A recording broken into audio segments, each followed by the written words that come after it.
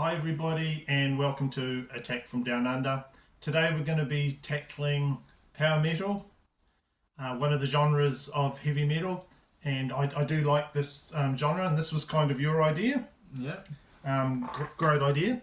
So we're just going to start off with power metal bands. So if you want to just take us through Ezra, we've got Ezra back. We've got Ezra back for another video. Yeah. Thanks for coming back. Cheers. If you take us through a couple of your picks, we're just going to do 2 picks each, and then we'll just go from there. Is that right? Yeah. Let's go. Let's go. Yep. So I've selected 10, technically 11 of my favourite power metal albums. We're going to begin with Halloween, Keeper of the Seven Keys, Part 1 and Part 2.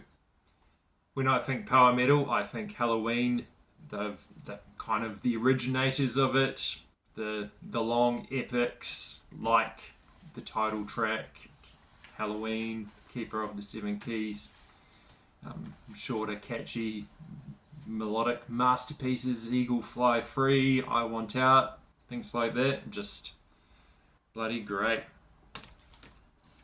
And then my second pick is a more modern band, Battle Beast. I think they're a Scandinavian band from memory, female fronted, just excellent classic style power metal with sort of a hard rock edge to the songwriting. If you haven't heard of them, check them out. Okay.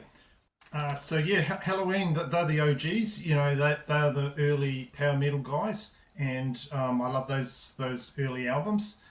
So that was one of my choices, the German metal band, and they've put out a really good album from this year, which I've listened to, but I'm just waiting for it to arrive. You know, it takes ages to arrive in New Zealand, these things, but it's coming. Yeah, it's me coming. too. So the latest album, Giants and Monsters, that is like the second album with what you call the Pumpkins United. So this is the first, and of course the Pumpkins United is all the past band members of the group. There they are there. Sorry, there. Show you there. So you've got Kai Hansen, you've got Andy Dearers, Michael Kiske, and you've got Michael Wadeth on guitar. So this new album that's come out, I've been giving it quite a lot of attention, and the title song, Giants on the Run, is one song that I've been enjoying. It's a great start to the album and goes along at a really good pace. So with Halloween, you know what you're going to get. You're going to get the insanely good vocals, really good production, the polished songs. It might be lacking a bit in the lyrics, some of the songs, but you know all the rest of it just make up for it. And on the latest album, there's a big ballad, Into the Sun, and I've been listening to another track on that, which is The Hand of God, which sounds, I just love that.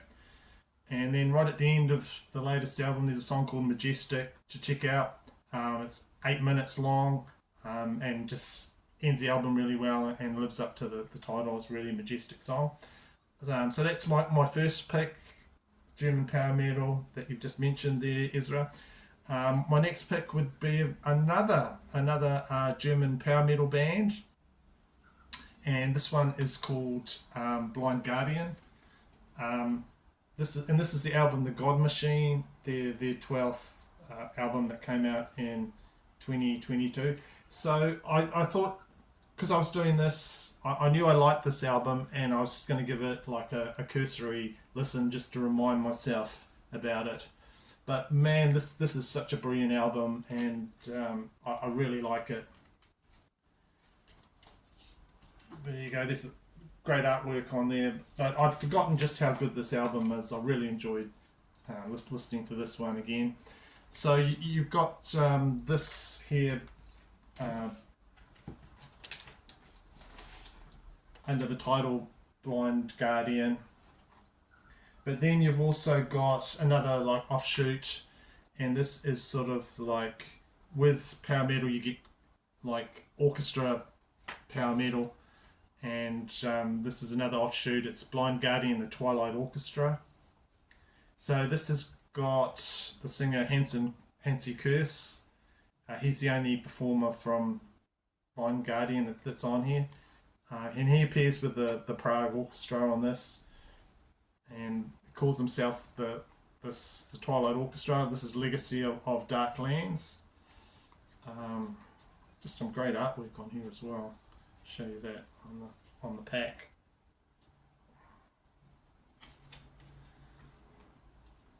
Really epic stuff there.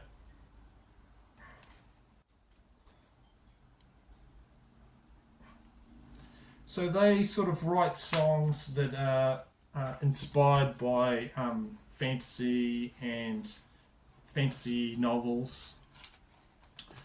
There's a song on here, Blood of Elves, there.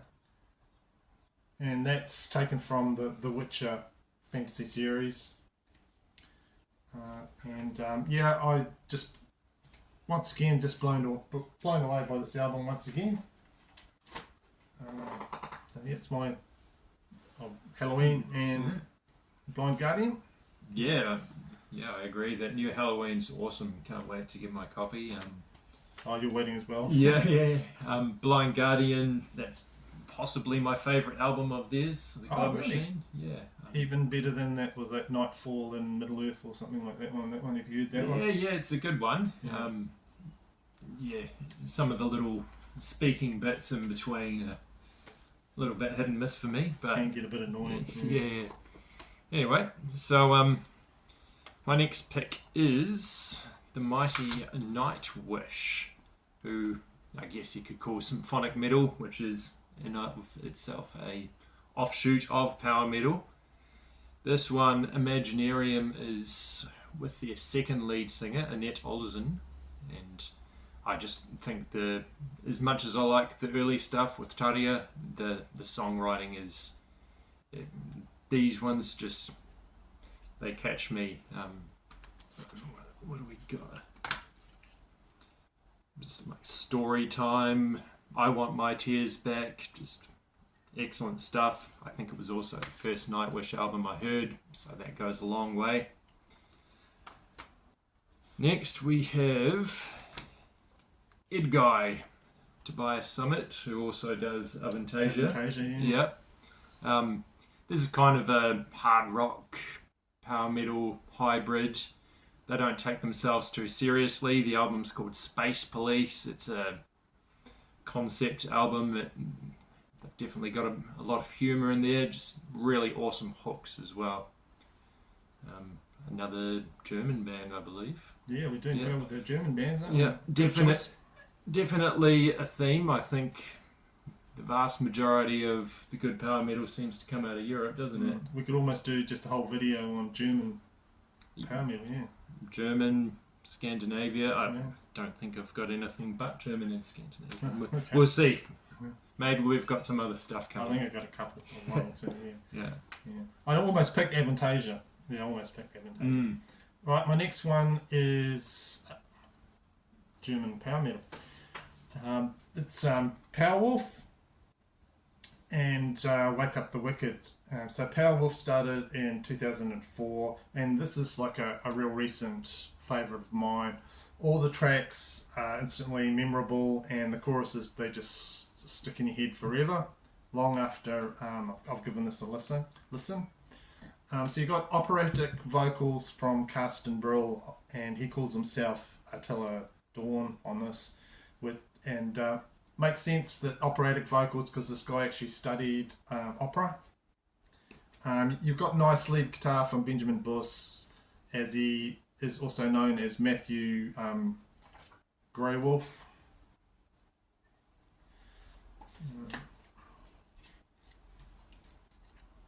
So all the members on here, they like to portray themselves as werewolves.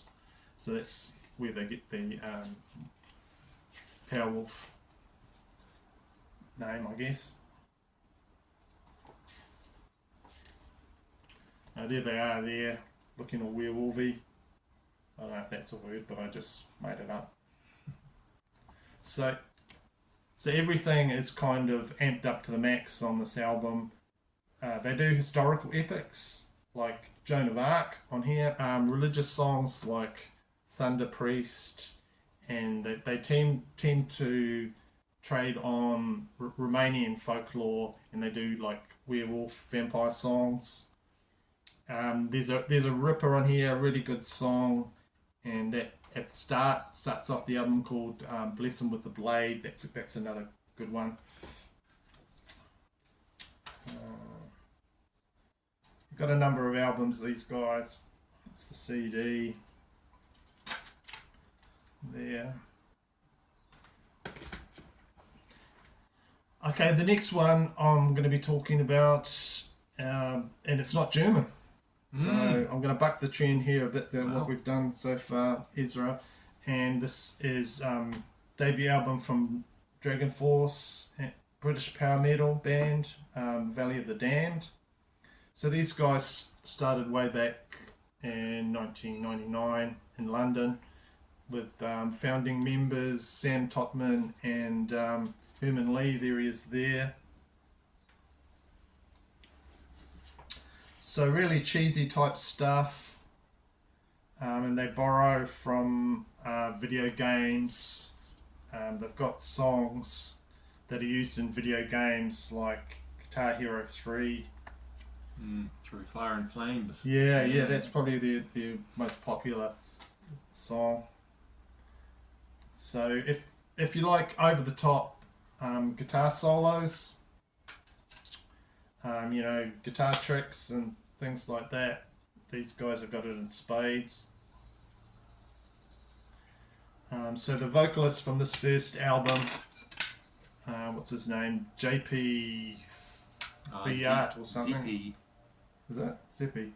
ZP Theat. Yeah, okay. Oh, something like that. Yeah. Sounds a bit weird. It is. So he sort of copies from a lot of the greats with his style of singing.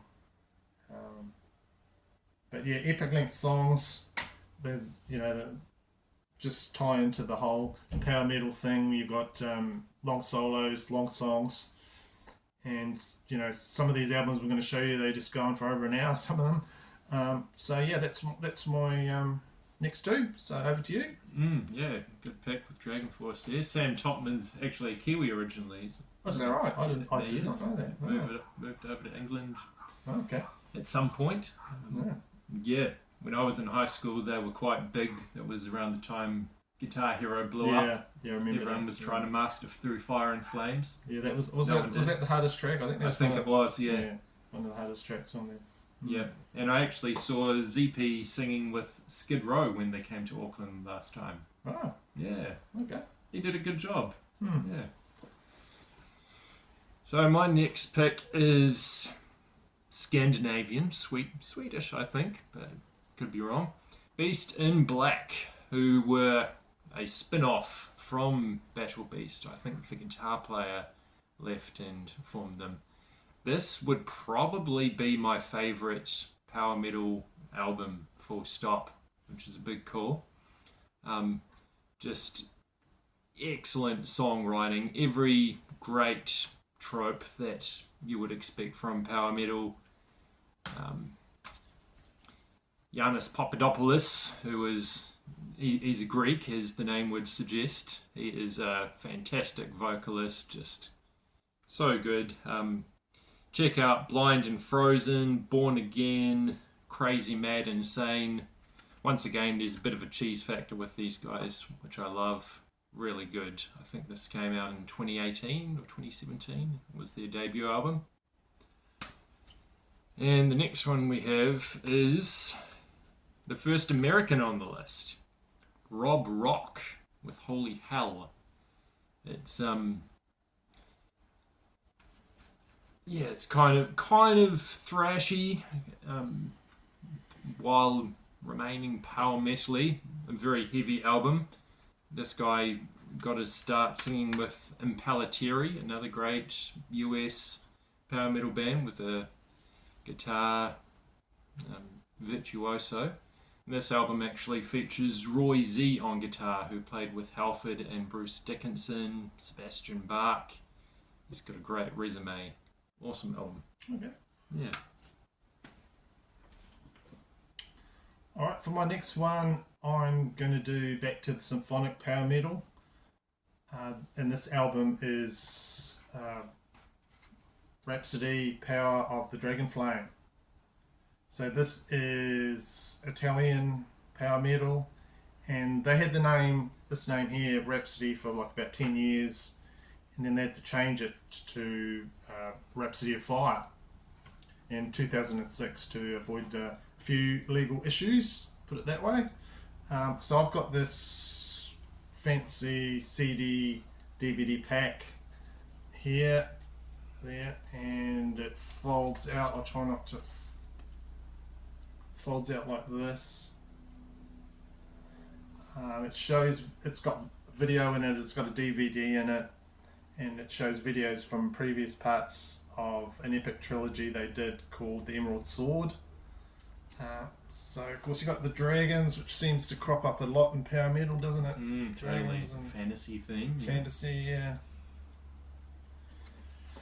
So it's all high fantasy, it's all about medieval folklore, heroics, but this album's a good one. It's got some ballads in it as well, upbeat melody, choruses, massive epic finisher at the end with the 19-minute song conclusion, Gargoyles, Angels of Darkness. So it says on the front here, Symphonic Epic Hollywood Metal, 32-page booklet, limited to 34,000 copies. That doesn't sound very limited to me. It's quite a lot in today's day and age. Yeah. So you got the guy Fabio Leone on vocals, Luca Torelli on lead guitar. Yeah, these guys know how to do this total massive orchestration power metal on this type of music. So that was one that I thought of. And my final pick, another German power metal, and these guys here are called Rebellion, and this is the album Armanus Furor Tectonicus.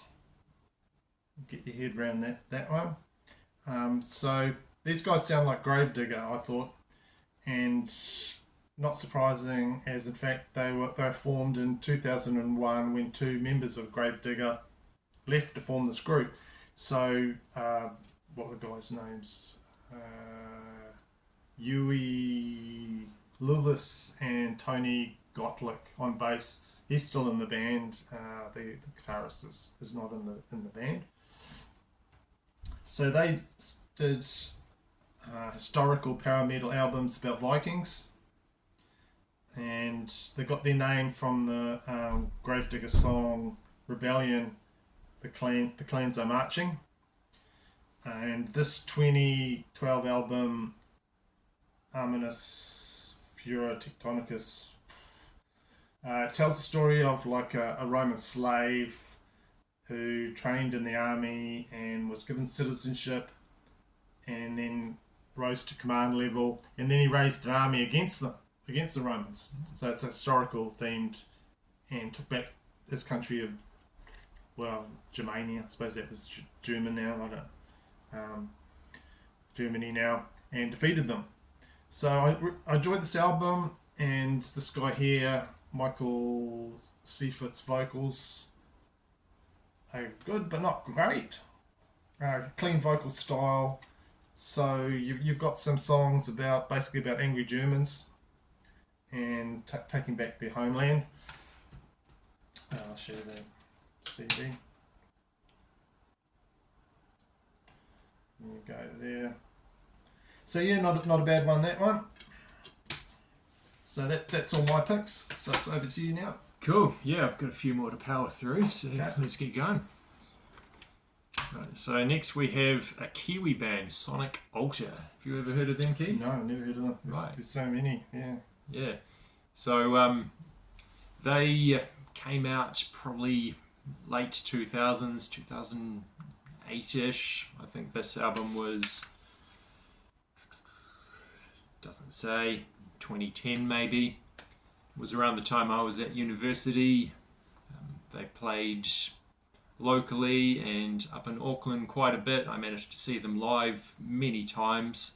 Just fantastic world-class power metal.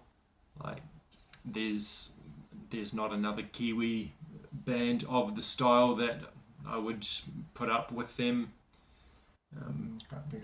Yeah, just fantastic, epic songs. The vocalist, the guitar players, really good. I think they, a couple of them ended up moving to Scandinavia to try and make it, but haven't heard from them in a while. But anyhow, world-class stuff. Check it out. Yeah, well. Yeah. Then there's a few that I debated whether they're power metal, but Judas Priest, kind of the forefathers of power metal, you could say, or metal in general, really. But I think in their later years, especially, as they've got sort of heavier albums like Firepower, definitely power metal-y, and this is one that I go to quite often. Yeah, just really heavy, chonky, great production, like Evil Never Dies, Necromancer, Firepower, Lightning Strike. Just, I always go to the line on Lightning Strike, like cutting the head off the demon, like, I'll bring you his head, or whatever it is. It's just... There's a song like that actually in KK's Priest album. Yeah. Like that about the demon, yeah, cutting the head off the demon. Yeah, just very much lean into the imagery there. It's good. Then we have a lesser known one, Barren Cross. So they were kind of marketed as the Christian version of Iron Maiden back in the day, which Iron Maiden is a band I was also debating, do I put them on this list? I decided not to. I think these guys are a little more power metal-y. The vocalist does sound like Bruce. There's a bit of a proggy element to this album. Just really good stuff. They're out of the US. Just, yeah, check them out if you haven't. Yeah, Iron Maiden are definitely going proggy, I would say, more than power, yeah, so yeah. Nowadays, totally. Yeah, ever since Bruce and Adrian came back. And then finishing off with a tape, The Mighty Accept. This was their first album with brain fart. Who's the new singer? Mark. Oh yeah, Mark Tremilla, something like that. Yeah. Not Mark Tremonti. Oh no. Mark Tornillo. Tornillo, that's it. Yeah. There we go. I got there in the end. Yeah. So I was really happy when they reformed with this lineup. This one in particular, Blood of the Nations, is one of my favourites, and I love everything that they've put out with this guy. I'm glad Wolf is still at it.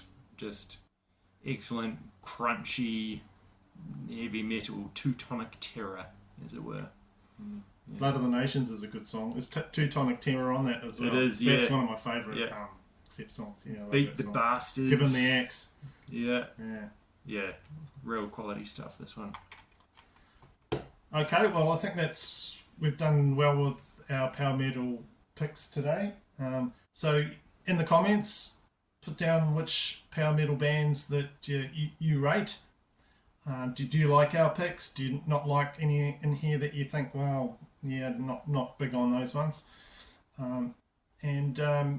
Thanks for tuning in, everybody, and thanks as always for your likes and your comments and that. So thank you, Ezra, for coming in today. Yeah, and thank you for having me. Yeah, for talking, bringing all your picks, and I will see you in my next video.